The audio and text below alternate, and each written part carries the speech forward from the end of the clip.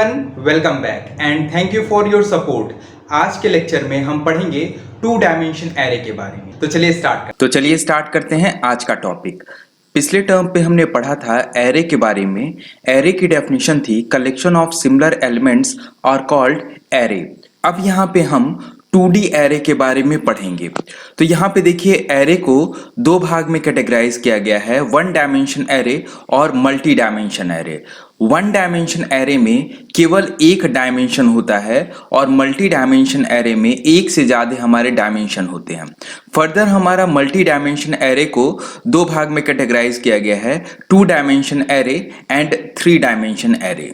चलिए अब हम डेफिनेशन देख लेते हैं। One dimension array which have only one dimension is called one dimension array. It means ऐसा एरे जिसका केवल एक डायमेंशन होगा उसको हम वन डायमेंशन एरे बोलेंगे। दूसरा है हमारा multi dimension array. Array which have more than one dimension is called multi dimension array. It means वो एरे जिसका एक से ज्यादा डायमेंशन होगा वो हमारा मल्टी डायमेंशन एरे कहलाएगा। फर्दर हमारा मल्टी डायमेंशन एरे दो भाग में कैटेगराइज है, 2D एंड 3D एरे में। तो सबसे पहले 2D की डेफिनेशन देख लेते हैं। Array which have two dimension is called two dimension array. यानी ऐसा एरे जिसका दो डायमेंशन होगा वो हमारा 2D एरे कहलाएगा या टू डायमेंशन एरे कहलाएगा। Array which have three dimension is called 3D array. It means जिस एरे का हमारा थ्री डायमेंशन होगा उसको 3D एरे या थ्री डायमेंशन एरे हम बोलेंगे। नेक्स्ट हमारा टॉपिक है टू डायमेंशनल एरे। तो टू डायमेंशनल जो एरे होता है उसको हम एरे ऑफ एरेज बोलते हैं। टू डायमेंशन एरे हमारा मैट्रिक्स की तरह ऑर्गेनाइज होता है जिसमें हमारा collection of row and column होता है। And 2D array are created to implement a relational database look like a data structure. हमारा 2D एरे क्रिएट किया जाता है रिलेशनल एक्सप्रेशन को इम्प्लीमेंट करने के लिए और ये डेटा स्ट्रक्चर की तरह होता है और ये इजिली बल्क ऑफ डेटा को होल्ड करता है और जिसको जब भी हम चाहें फंक्शन के अंदर पास कर सकते हैं। नेक्स्ट हमारा टॉपिक है declaration of two dimension array. यहाँ पे देखिए हमने सिंटैक्स लिख रखा है कि 2D एरे को कैसे हम डिक्लेयर करते हैं। सबसे पहले हम डेटा टाइप लिखेंगे, देन एरे नेम लिखेंगे, देन उसके बाद रो पहले लिखेंगे, देन कॉलम लिखेंगे। यहाँ पे देखिए हमने एग्जाम्पल भी लिख दिया है। सबसे पहले सपोज करिए हमने इंटीजर डेटा टाइप ले रखा है, एरे का नेम हमने MAT ले रखा है और उसके बाद हमने रो ब्रैकेट के अंदर लिखा हुआ है यहाँ पे 4। तो इट मीन्स रो की संख्या यहाँ पे 4 है। उसके बाद ब्रैकेट के अंदर हमने लिख रखा है 3, तो इसका मतलब कॉलम की संख्या यहाँ पे 3 है। तो यहाँ पे हमने एक 2D एरे क्रिएट किया है जिसका टाइप हमारा इंटीजर है और उस एरे का नाम हमारा MAT है और उसमें रो की संख्या 4 है एंड कॉलम की संख्या हमारी 3 है। तो यहाँ पे एक टू डायमेंशन एरे हमने क्रिएट किया है इंटीजर टाइप का जिसका नाम मैट है और जिसकी साइज जो है 4x3 है। नेक्स्ट हमारा है इनिशियलाइजेशन ऑफ 2D एरे। देखिए जब हम वन डायमेंशन एरे का डिक्लेरेशन और इनिशियलाइजेशन करते थे तो वहां पे हमको साइज देने की जरूरत नहीं होती थी, लेकिन 2D एरे में हमको एटलीस्ट सेकेंड डायमेंशन देना ही होगा। तो चलिए देख लेते हैं कि हम 2D एरे को कैसे डिक्लेयर करते हैं। देखिए हमने लिखा है integer ARR 2 and 2। It means integer type का हमारा एरे ARR है और इसकी साइज 2x2 की है। इट मीन्स यहाँ पे 2 रो एंड 2 कॉलम है। तो यहाँ पे देखिए कर्ली ब्रैकेट के अंदर हमने सबसे पहले एक और कर्ली ब्रैकेट के अंदर 1 2 लिखा है, देन कॉमा लगाया है, देन एक और कर्ली ब्रैकेट के अंदर 2 3 लिखा हुआ है। यहाँ पे देखिए हमारे 2 रो हैं एंड 2 कॉलम्स हैं। तो यहाँ पे हमने पहले रो को कर्ली ब्रैकेट के अंदर इंप्लीमेंट किया है 1 2 और कॉमा लगा के दूसरे रो को 2 3 के थ्रू इंप्लीमेंट किया है यहाँ पे कर्ली ब्रैकेट के अंदर। यहाँ पे हम चाहें तो इसको ऐसे भी लिख सकते हैं इंटीजर ARR 2 2 कर्ली ब्रैकेट के अंदर 1 2 2 3। यहाँ पे देखिए हम फर्दर कर्ली ब्रैकेट हमको लगाने की जरूरत नहीं है रो के लिए, तो हमको ऐसे फर्दर कर्ली ब्रैकेट के अंदर लिखने की जरूरत नहीं है। अगर लिखना चाहे तो लिख सकते हैं, अदरवाइज कंपल्सरी नहीं है। यहाँ पे देखिए अभी इसके पहले वन डायमेंशन एरे में यहाँ पे चाहते तो हम डायमेंशन को नहीं लगाते तब भी हमारा ये बिल्कुल सही था, लेकिन यहाँ पे अगर दोनों फील्ड को हम ब्लैंक कर देते हैं,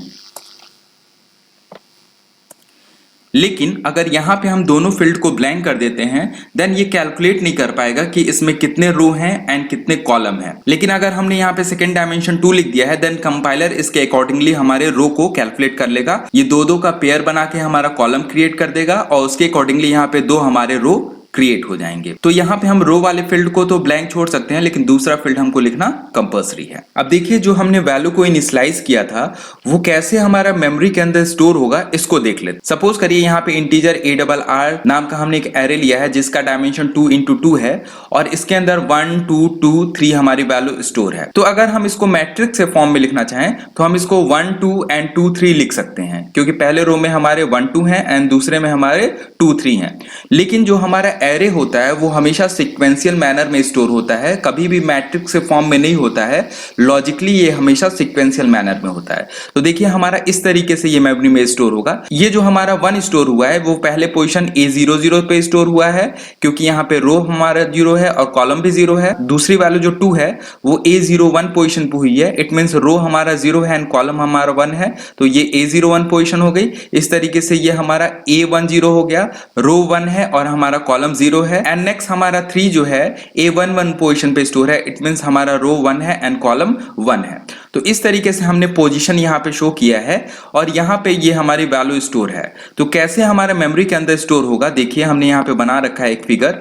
इसमें 1 वाली वैल्यू जो है A00 पोजीशन पे स्टोर है, देन 2 हमारी A01 पोजीशन पे स्टोर है, 2 हमारी अगेन A10 पोजीशन पे स्टोर है एंड 3 हमारा A11 पोजीशन पे स्टोर है। तो देखिए हमारा एरे में हमने पहले ही बताया था हमारी वैल्यू कंटिन्यूअस मेमोरी में स्टोर होती है, तो ये हमारी कंटिन्यूअसली एक के बाद एक यहाँ पे स्टोर है। इट मींस हमारा A00 पोजीशन पे 1 स्टोर है, A01 पोजीशन पे 2 स्टोर है, A10 पोजीशन पे 2 स्टोर है, A11 पोजीशन पे हमारी 3 स्टोर है। नेक्स्ट हमारा टॉपिक है size calculation of 2D array.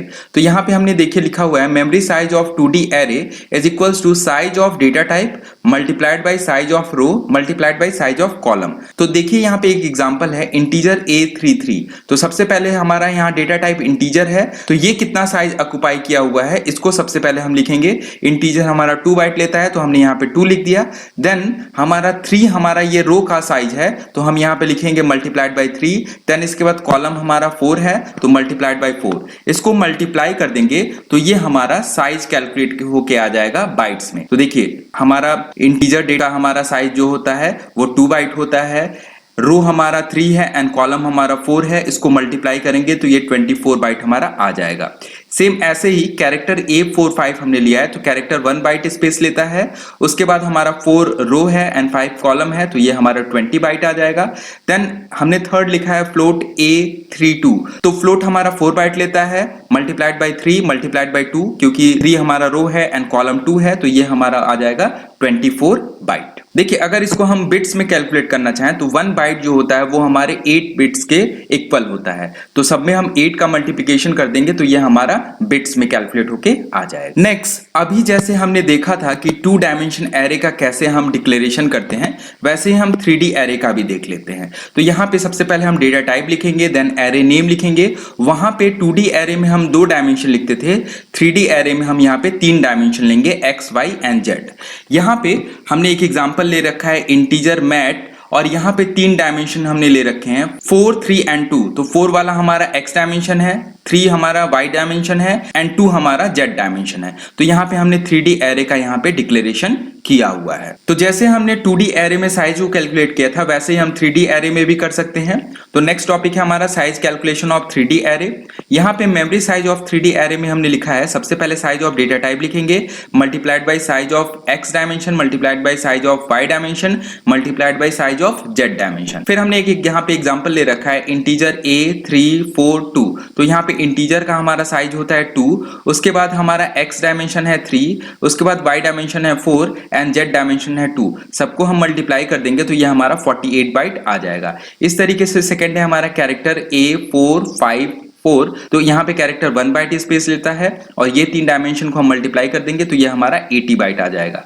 इस तरीके से हमने थर्ड में ले रखा है फ्लोट A322। तो फ्लोट हमारा 4 बाइट स्पेस लेता है तो हम लिखेंगे 4 और डायमेंशंस को लिख लेंगे 322। तो ये हम मल्टीप्लाई करेंगे तो ये हमारा 48 बाइट आ जाएगा। नेक्स्ट चलिए एक प्रोग्राम देख लेते हैं 2 डायमेंशन एरे का। तो यहाँ पे एक हमने प्रोग्राम बनाया है 2D एरे का।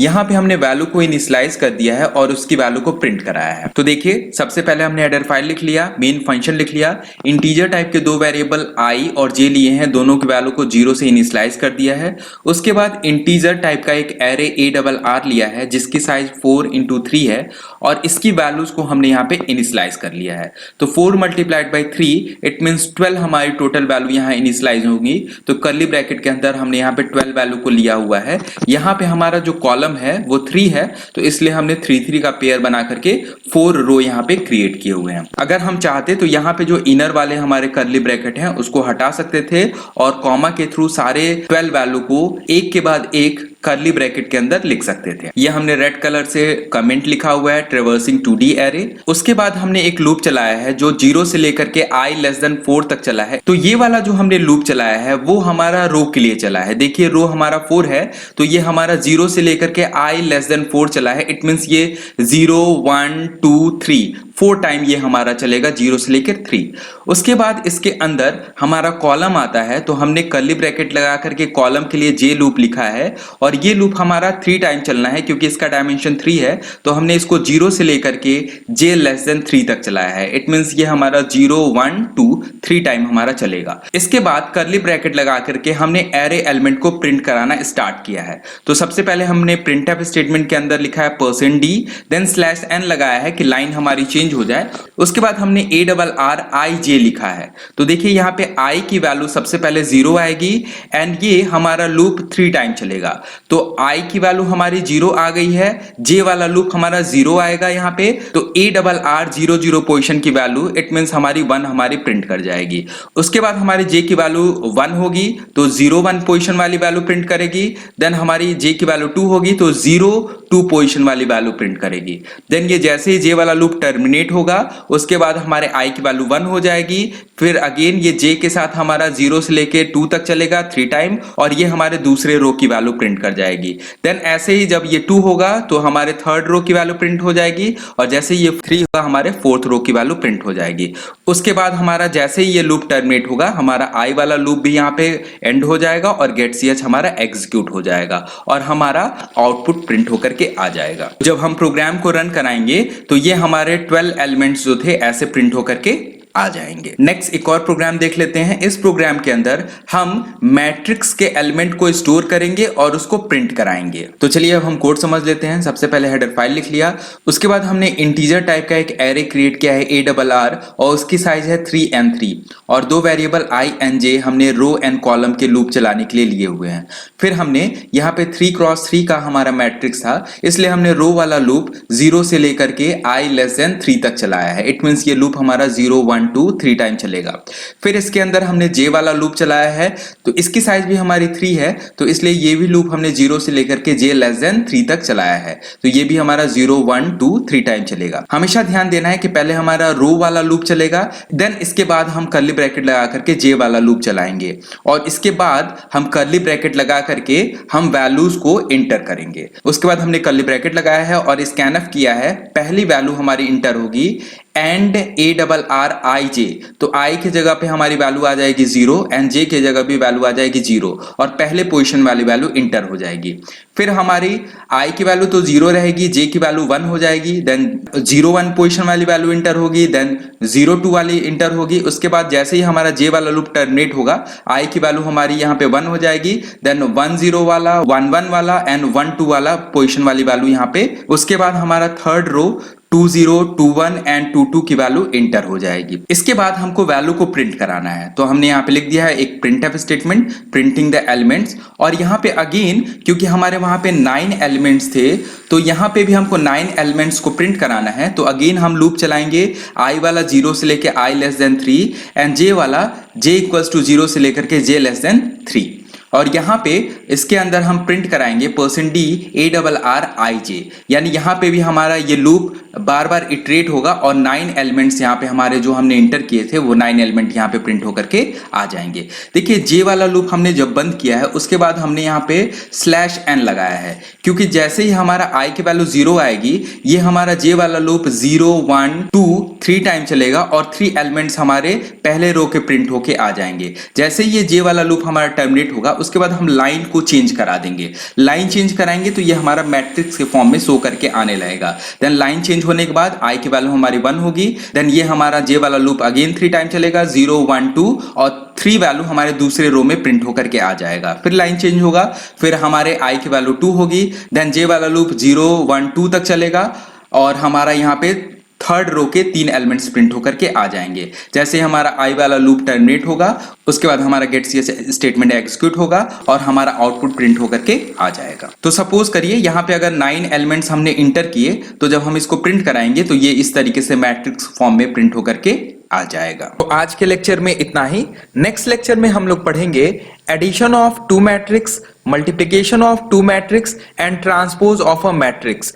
अगर आपने मेरा चैनल सब्सक्राइब नहीं किया है देन प्लीज सब्सक्राइब कर दीजिए और बगल में बने हुए बेल आइकन को भी जरूर प्रेस कर दीजिएगा। तो मिलते हैं नेक्स्ट वीडियो में। Thank you.